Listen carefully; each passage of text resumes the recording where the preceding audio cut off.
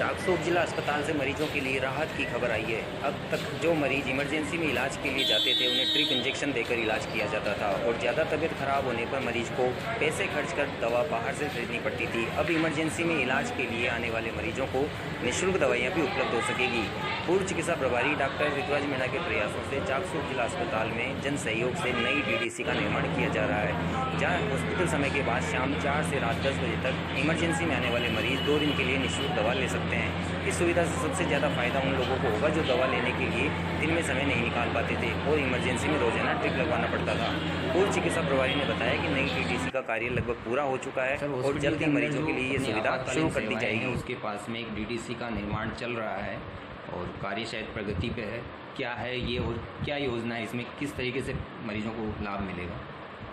जो हमें एक डीडीसी इमरजेंसी डीडीसी के नाम से एक डीडीसी बना रहे हैं डायग्नोस्टिक सेंटर। इसमें हम क्या करेंगे तो पहले तो क्या हॉस्पिटल 2 पारी का हुआ करता था। अब राज्य सरकार ने क्या कोरोना के बाद आदेश कर दिया कि हॉस्पिटल 1 पारी में चलता है। अब पेशेंट 2 बजे के बाद ओपीडी चलती है। अब 2 बजे के बाद जब इमरजेंसी में जो पेशेंट आते हैं और क्या कि शाम को जो मजदूर वर्ग है, किसान है, जो काम करके आता है, वो इमरजेंसी उसको किसी तरह की दवाएं नहीं मिलती। इमरजेंसी मेडिसिन इमरजेंसी ट्रीटमेंट तो हम कर सकते हैं, लेकिन उसको इमरजेंसी ड्रग नहीं मिलती। इस अभाव में उसको बाहर से दवा परचेज करनी पड़ती है। अब एक शाम को एक मजदूर या किसान या गरीब आदमी आता है और वो बाहर से मेडिसिन खरीदता है।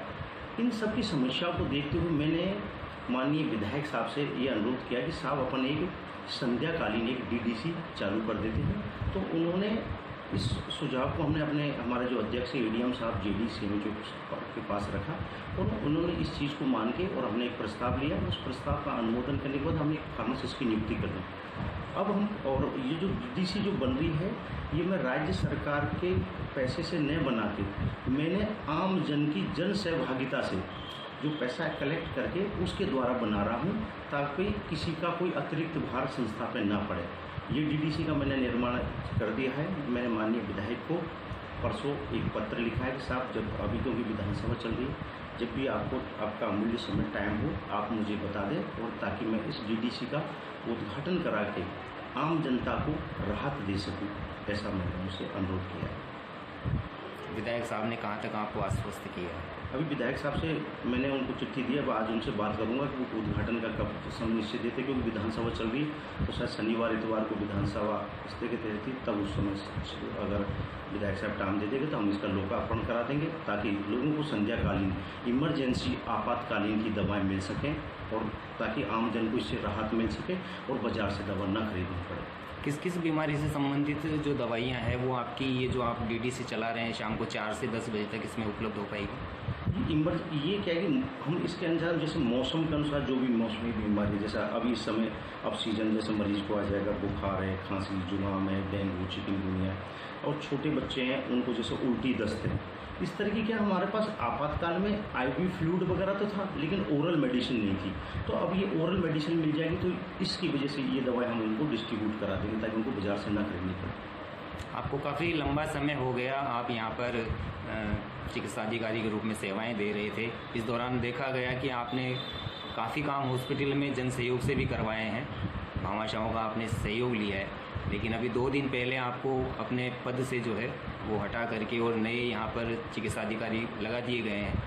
तो कैसे देखते हैं इस मामले को? नहीं, मैंने तो राज्य सरकार से 2 महीने पहले ही हमारे डायरेक्टर साहब को मैंने एक लेटर लिख दिया था कि साहब मेरी पारिवारिक परिस्थितियाँ हैं और मेरे घर में मेरी तबीयत ठीक नहीं रहती, इसलिए मैं संस्थान को पूरा समय नहीं दे पा रहा हूँ और इसलिए अब मेरे जो यहाँ पर 18 साथी हैं, नए लड़के हैं, ऊर्जावान, उनमें किसी को चार्ज दिया जाए ताकि संस्था का काम प्रभावित नहीं हो और आम जनता को उसकी राहत मिल सके।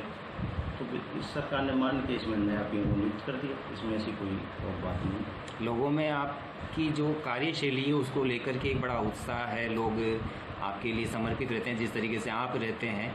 तो ऐसे में आप लोगों को क्या मतलब मैसेज देना चाहेंगे? आप जन सहभागिता से आगे बढ़ते रहते हैं, लोगों को साथ लेकर के चलते हैं, तो ऐसे में आप लोगों को क्या संदेश देना चाहेंगे जब लोग देखेंगे कि अभी आप पद पे नहीं रहे हैं, जो पद आपके पास था चिकित्सा अधिकारी वाला, तो क्या कहेंगे लोगों से आप? पद तो आते जाते रहते हैं। मेरा काम यहाँ, मैं चिकित्सा अधिकारी के पद पे काम करूँगा।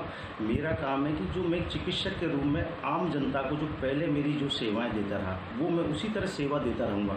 मेरी सेवा में किसी तरह का कोई बदलाव नहीं आएगा। और जो मेरे साथी को जो पीएमओ बना गया, उसके साथ मैं मिल के काम करूँगा। अगर उसको कोई दिक्कत आएगी तो मेरा अनुभव उसके काम आएगा। तो इससे कुछ भी नहीं है कि संस्था पर इस तरह का कोई प्रभाव पड़ेगा।